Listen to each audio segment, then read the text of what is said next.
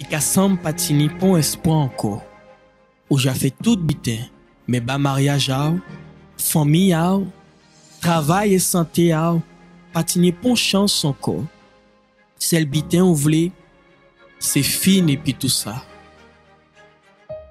Mais, même Jean qui Rahab, Samson, Naaman, Rite et en l'eau moun, bon Dieu veut ba en opportunité pour que savent changer vie. Dimanche 19 juin à 7h ou 9h30 au centre d'accueil des Abîmes ou à dans chaque centre d'accueil d'hommes participer à dimanche à dernière chance là.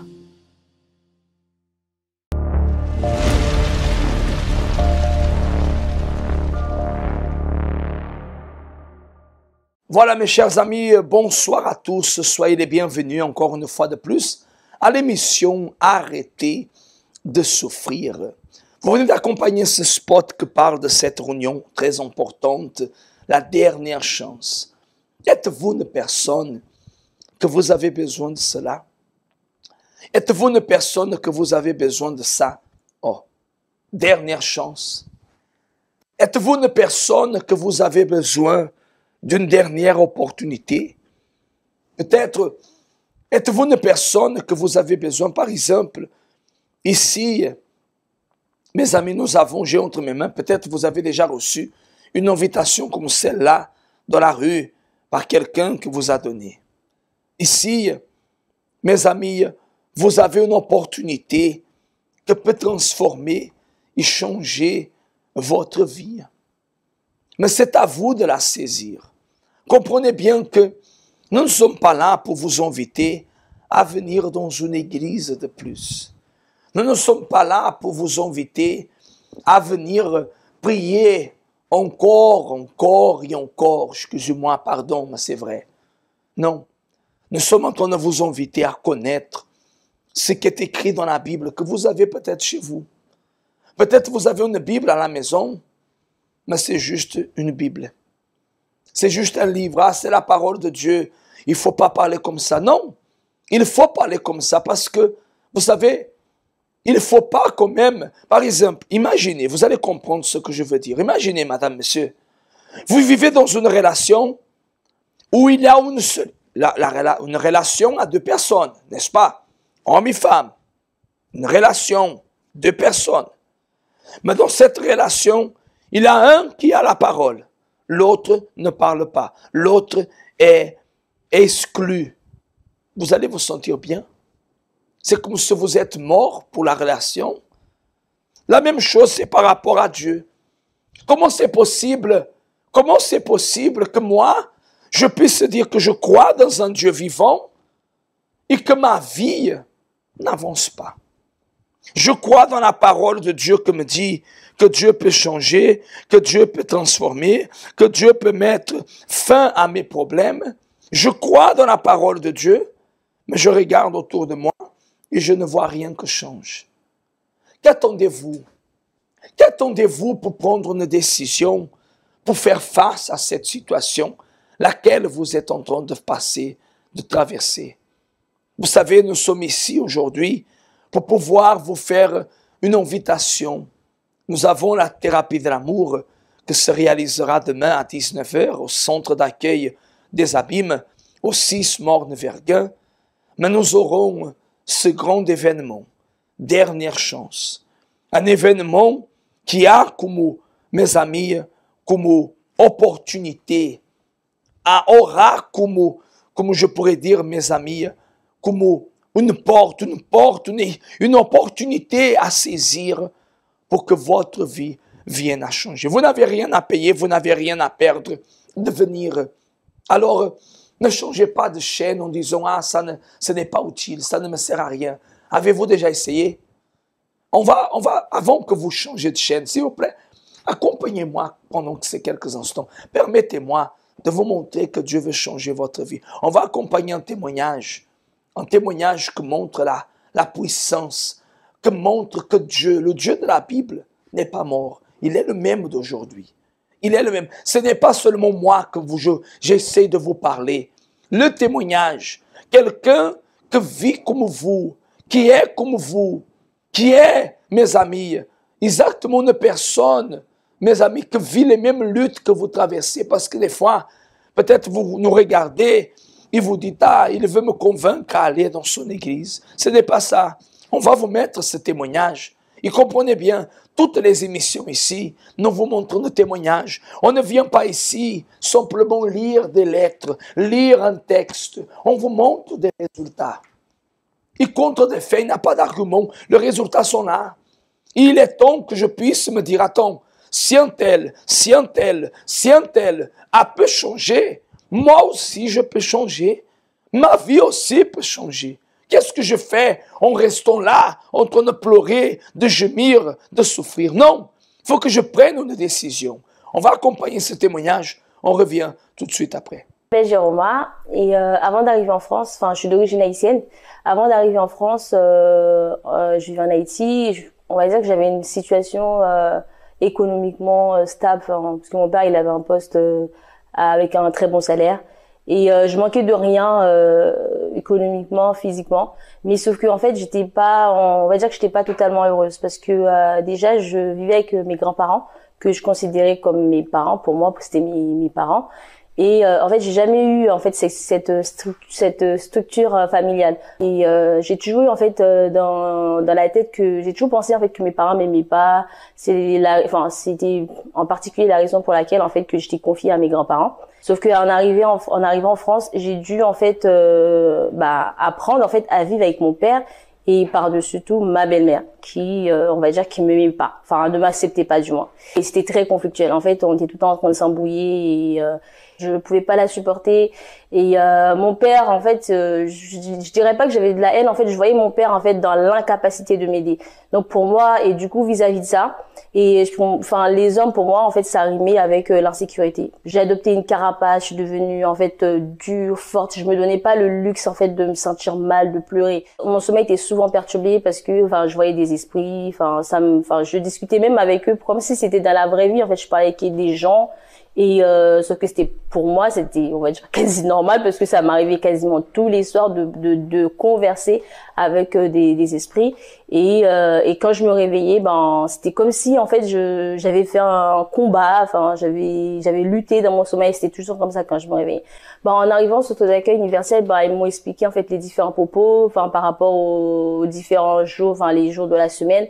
Donc tout de suite en fait je me suis lancée dedans, et tout de suite en fait je me suis dit j'écoutais les témoignages, je me suis dit moi j'ai rien à perdre, je vais me lancer et on va voir ce que ça va donner. Et c'est comme ça en fait je suivais les propos surtout les vendredis pour la délivrance parce que en fait j'ai compris que c'était pas normal en fait d'avoir un sommeil autant perturbé et de converser en fait avec des esprits dans mon sommeil. Et du coup je me suis lancée dans les propos du vendredi et donc petit à petit en fait j'ai vu que ça commençait à aller mieux. En fait je pouvais faire un sommeil une nuit complète sans me réveiller, et c'est au fur et à mesure comme ça que j'ai pu avoir des changements, des évolutions dans ma vie. Et aussi en fait quand je suis arrivée au centre d'accueil en fait universel, j'avais déjà en fait entamé une relation. Mais cette relation, encore une fois, pour c'était une relation comme ça, j'avais jamais aussi envisagé de me marier parce que pour moi le mariage c'est pas vraiment quelque chose qui était dans mes projets. Et sauf que en fait à force de venir à l'église, d'écouter la parole, en fait ma conscience elle m'accusait parce que je savais qu'en fait à l'intérieur de moi que ma relation en fait elle était pas compatible avec la parole de Dieu et qu'il fallait que je puisse remédier à tout ça. Donc du coup ce que j'ai fait j'ai discuté en fait avec mon petit copain à l'époque qui est maintenant mon mari. J'ai échangé avec lui en fait pour par rapport à ce sujet-là, pour lui dire que là c'est bon en fait, ce que je veux c'est que je veux en fait investir en moi et qu'après en fait recommencer notre relation sur de bonnes bases. Et ça tombait bien parce que lui aussi était d'accord parce que entre-temps lui aussi il venait au centre d'accueil universel. Donc il était d'accord pour partir. Mais c'est vrai qu'en fait c'était super compliqué, super dur parce que on se dit OK d'accord, on sait pas comment ça va se passer et si vraiment un jour, parce que en fait en vrai j'avais des sentiments pour lui et je me dis imagine qu'après après tout ça on n'arrive pas à se mettre ensemble et qu'il trouve quelqu'un d'autre à l'église. En plus je me disais il y avait plein de filles à l'église qui refassent sa vie et moi dans tout ça où est-ce que je vais, où est-ce qu'elle est ma place en fait. Donc il fallait que je confie et c'est vrai dans mes prières je dis toujours à Dieu Et bon, en fait, j'ai fait ça parce que pour être en règle avec toi, pour obéir à ta parole. Mais en fait, tu connais mon cœur, tu sais ce que je ressens aussi également pour lui. Tout ce que je te demande, si vraiment il n'est pas fait pour moi, mais que tu enlèves, en fait, que tu effaces mes sentiments petit à petit. En fait, que je vienne pas à sentir en fait la perte de quelque chose. Dieu en fait a vu le sacrifice que moi j'ai fait et que lui aussi il a fait. Ma vie en fait a commencé à évoluer en fait dans tous les domaines, que ce soit dans la vie professionnelle, même dans les démarches administratives également, dans la vie sentimentale. Donc aujourd'hui en fait je suis mariée, j'ai un enfant, enfin j'ai une petite fille. Donc voilà, enfin moi qui me voyais pas, enfin je voyais pas en fait une vie familiale aussi structurée pour moi. Et aujourd'hui j'ai tout ça. Et le travail, j'ai passé par plein de petits travails, enfin pas de stabilité. Donc en fait, j'ai une stabilité professionnelle. Mon mari, lui aussi de son côté, il a une vie qui est aussi structurée professionnellement. Donc il a créé son entreprise, donc ça marche, ça fonctionne super bien. Aujourd'hui, je suis une nouvelle personne, je suis épanouie, j'ai plus la tristesse en moi. Moi qui pensais que mes parents ils m'aimaient pas, en fait cette idée-là, je l'ai enlevé. Le Saint-Esprit m'a permis, le Saint-Esprit a comblé en fait, m'a donné cet amour-là, et du coup, j'ai compris que mes parents ils m'aiment en fait. Et moi qui me voyais pas avoir une famille, j'ai une famille structurée, et j'ai Dieu avec moi qui m'accompagne. J'ai des luttes, mais je sais que je vais y arriver. La thérapie de l'amour. Tous les jeudis, assistez à une conférence dédiée à la vie sentimentale. Un rendez-vous à ne pas manquer. Vous connaîtrez enfin ce qu'est l'amour intelligent, basé sur la parole de Dieu. Recevez des conseils et orientations, peu importe votre situation amoureuse. Que vous soyez marié, en couple, veuve, célibataire ou divorcé. Découvrez comment obtenir votre bénédiction sentimentale. Apprenez à aimer d'un amour intelligent. Dans notre siège, au 6 Mornbergen, route des Abîmes, face à la Brède. Chaque jeudi à 19h au centre d'accueil des Abîmes. La thérapie de l'amour. Alors, ce témoignage vous montre et vous dit que pour vous aussi, il y a une dernière chance. Pour vous aussi, il y a une dernière opportunité. Pour vous aussi, il y a, comme il a eu dans l'histoire de la Bible, dans l'histoire de l'humanité, la Bible raconte beaucoup de personnes qui ont eu une dernière chance. Mes amis, vous savez quelle est la personne qui a eu vraiment une dernière chance? Vraiment, le voleur était dans la croix. Un voleur condamné, qui a pratiqué ce qui était erroné, qui a fait ce qu'il ne devait pas faire, qui allait payer pour son crime, mais que même là, il a saisi sa dernière chance. Et vous, allez-vous perdre votre opportunité de pouvoir obtenir ce résultat, ce changement, cette transformation dans votre vie à travers de votre foi? Parce que c'est ça. Quand la personne dit avoir la foi, tout dépend où elle est en train de déposer sa foi.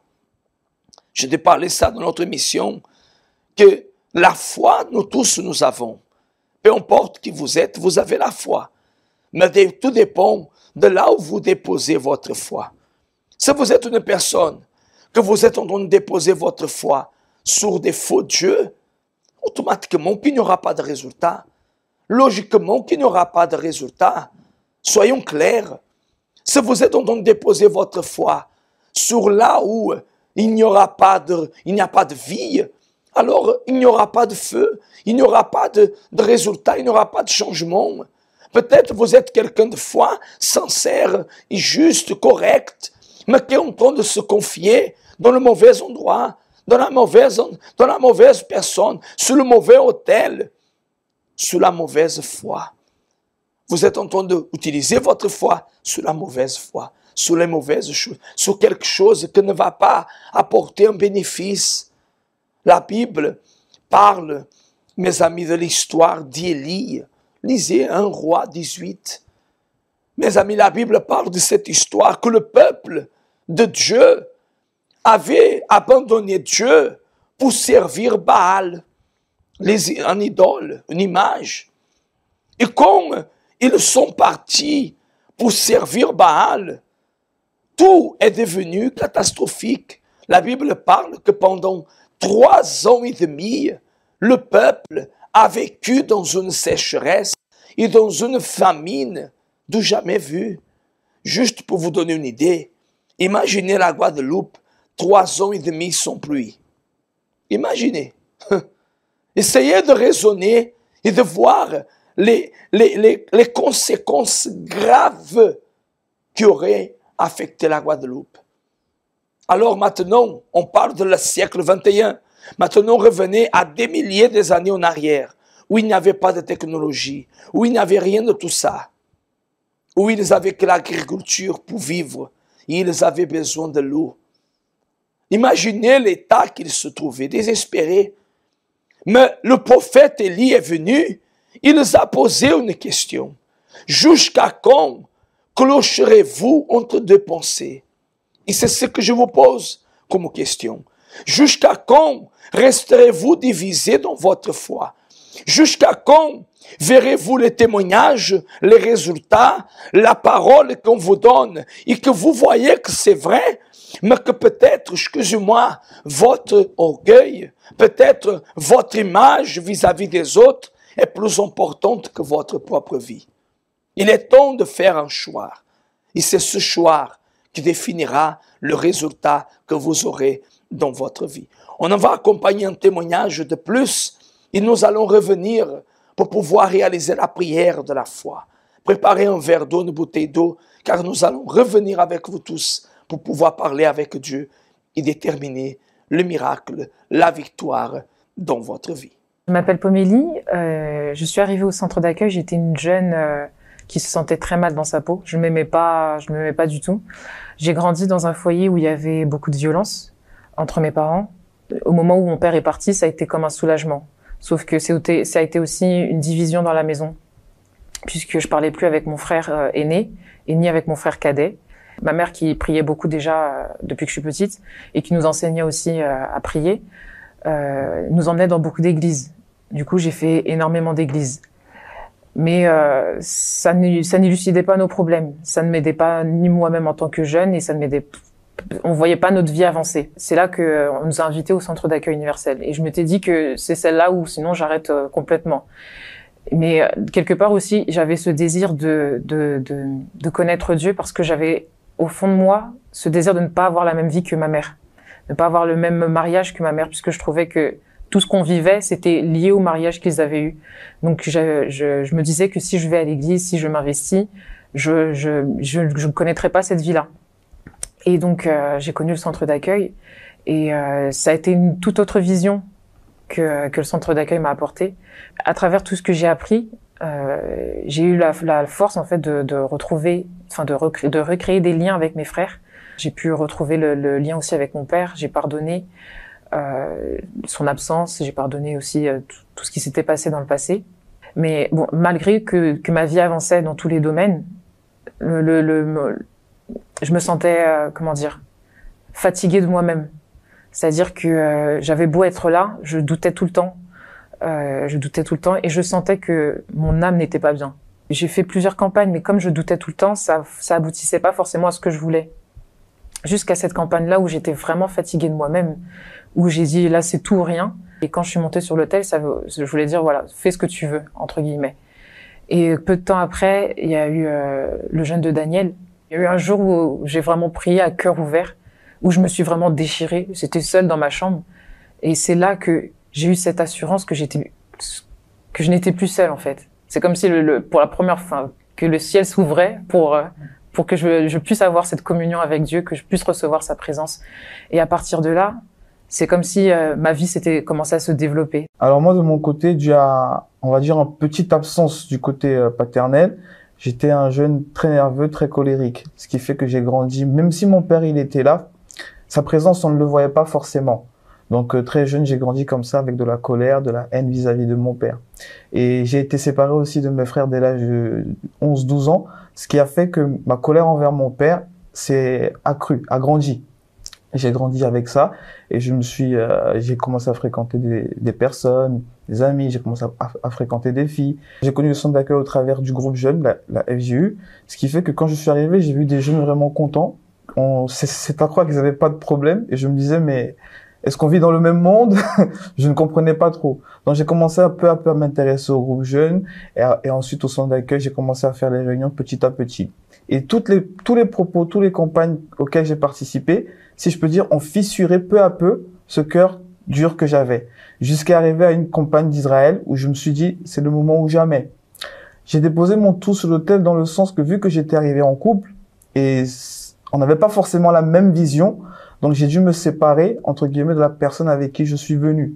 Je voulais vraiment avoir une relation avec Dieu, une relation vraiment personnelle, propre, parce que la personne avec qui j'étais, parfois on tombait, parfois on recommençait, on tombait, on recommençait, ce qui fait que ma relation avec Dieu, c'était comme si c'était des hauts et des bas. C'était comme si c'était un yo-yo. Donc il fallait vraiment le moment où je devais dire non, stop.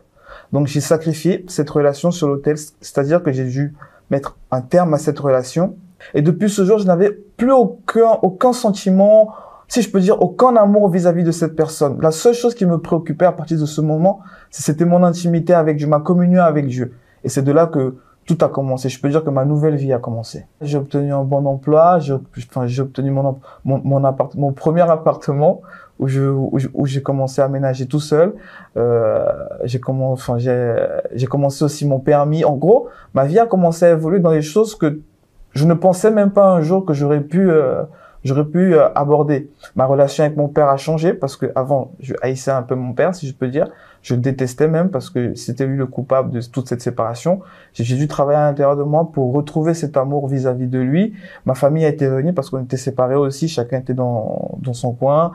L'autre était en Afrique, en Belgique, en France. Donc ma famille a été réunie. Et tout ça, c'était grâce aux campagnes et aux propos qu'on faisait à l'église. Et j'ai commencé à prendre soin de moi et de ma vie sentimentale, vu que je ne voulais pas reproduire les mêmes exemples que mon père. Donc j'ai juste d'abord changé moi-même. Et au fur et à mesure du temps, j'ai commencé à remarquer Pomélie. Et je ne l'ai pas approchée tout de suite. J'ai commencé à prier, est-ce que c'est elle, Seigneur? Est-ce que c'est la bonne personne? J'ai passé à peu près un bon mois en train de demander la direction à Dieu. Et au fur et à mesure, après que j'ai fait ce propos, quand je dis propos, c'est-à-dire prière, jeûne, on fait les réunions. Et après, j'ai approché le pasteur pour présenter la personne en question et le pasteur m'a conseillé. Et c'est bien après les conseils du pasteur que je l'ai approché pour parler avec elle. Et donc effectivement, après on a commencé à se fréquenter jusqu'à ce que je décide d'aller de l'avant avec lui. Et donc du coup, j'ai décidé de sacrifier pour tout remettre entre les mains de Dieu. Et donc les choses se sont faites d'une manière très fluide. Et on s'est mariés donc en 2020. Et comme ça s'est fait assez, la décision entre les fiançailles et le mariage a été assez rapide. Mais c'était notre foi à nous. L'entourage n'a pas compris, mais c'était notre foi à nous. Et c'est que après que la famille a commencé à reconnaître que non, vous aviez eu raison, puisqu'après il y a eu le confinement, etc. Au jour d'aujourd'hui, on est mariés, on est heureux. Ça fait 2 ans de mariage bientôt qu'on est en train d'accomplir, et 2 ans de lutte, mais 2 ans de bonheur que je peux dire que c'est magnifique. Moi-même qui espérais vraiment me marier un jour, je reconnais qu'il y a rien de plus important que la présence de Dieu, parce que on peut conquérir, on peut avoir le travail, on peut avoir le mariage, mais sans Dieu, ça n'a aucune valeur, ça n'a aucune saveur. Et donc, je reconnais que le plus important, c'est vraiment la présence de Dieu. Et qu'assemble patini pon espoir encore, où j'ai fait tout bitin, mais bas mariage, famille, travail et santé, patini pon chance encore. C'est le bitin ou vle, c'est fini et puis tout ça. Mais, même Jean qui Rahab, Samson, Naaman, Rite et en l'autre monde, bon Dieu veut ba en opportunité pour que ça changer vie. Dimanche 19 juin à 7h ou 9h30 au centre d'accueil des Abîmes ou à dans chaque centre d'accueil d'hommes participer à dimanche à dernière chance là. Découvrez 10 raisons de participer à la thérapie de l'amour tous les jeudis. Première raison, guérir des blessures des relations passées. Deuxième raison, apprendre l'amour intelligent. Troisième raison, se préparer avant de connaître quelqu'un. Quatrième raison, savoir choisir une personne compatible. Cinquième raison, défaire les mythes des relations. Sixième raison, retrouver un amour perdu. Septième raison, apprendre à se valoriser. Huitième raison, restaurer un mariage en crise. Neuvième raison, devenir un meilleur partenaire. Dixième raison, blinder sa relation. Tous les jeudis, à 19h, venez recevoir des conseils pour votre vie amoureuse au Centre d'accueil universel des Abîmes, 6 Morne-Verguin, face à la Brède. Voilà mes chers amis, nous sommes de retour avec vous tous et nous allons alors nous préparer pour la prière. Vous, préparez un verre d'eau, préparez une bouteille d'eau là où vous êtes. Nous allons vous mettre ce spot vite qui va nous préparer pour la prière et nous allons lever un clameur ici en votre faveur. En faveur de vous, que vous avez besoin de saisir cette dernière chance et tout en vous rappelant que nous aurons demain la thérapie de l'amour, la réunion qui est directionnée pour la vie sentimentale. Vous avez des problèmes sentimentaux, vous avez des problèmes dans votre mariage, dans votre vie sentimentale. Alors je vous invite à venir participer à 19h. Cette réunion se réalise à 19h ici dans notre siège aux Abîmes, au 6 Morne-Verguin, en face de la Brède, sur la route des Abîmes. Vous allez facilement pouvoir trouver. On va accompagner alors le spot de prière et on revient tout de suite après pour unir notre foi et déterminer le miracle dans votre vie. Parler avec bon Dieu, c'est ça nous toutes besoin. C'est lui qui a nous force pour nous arriver à affronter toute difficulté qui vienne contre nous. Pareil en de l'eau, c'est moment à la prière. Nous voici, mon Dieu, réunis devant toi pour pouvoir te demander le secours. Mon père David a dit, « Je lève mes yeux vers les montagnes. D'où me viendra le secours? Le secours me vient de l'Éternel qui a créé les cieux et la terre. » Le secours vient, mon Dieu. Mais il ne vient pas de n'importe quel hôtel. Il vient de ton hôtel. Il vient de toi. Il ne vient pas d'un autre nom à part le tien. Il ne vient pas d'un autre endroit à part mon Seigneur, ton hôtel, ton trône. C'est pour cette raison, mon Père, que je veux en ce moment, Seigneur, te demander, Seigneur, que tu étends ta main pour la vie de ce peuple que nous accompagne.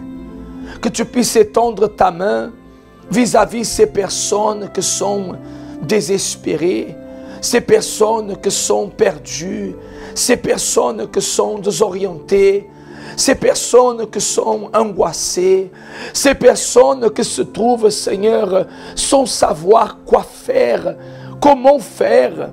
Mon Dieu, au nom du Seigneur Jésus, je clame à toi et je te demande en ce moment, agis et réponds. Et viens, mon Dieu, opérer le miracle. Consacre cette verre d'eau, cette bouteille d'eau. Mon Dieu, qu'elle soit le point de contact pour que le miracle s'accomplisse au nom de Jésus. Buvez de cette eau et soyez bénis par la foi au nom de notre Seigneur Jésus. Amen et grâce à Dieu. Mes chers amis, nous arrivons à la fin de notre émission.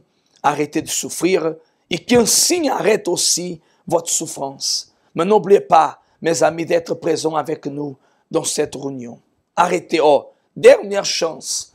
Vous êtes notre invité spécial. Vous tous, toute la Guadeloupe, gratuit. Nous serons à Baïf, à Saint-François. Nous serons à Pointe-à-Pitre. Je serai à Pointe-à-Pitre, ici aux Abîmes. D'ailleurs, on va vous laisser le spot qui parle des adresses. Je vous dis une très bonne soirée et je vous dis une chose. Ne laissez pas pour demain ce que vous pouvez faire aujourd'hui.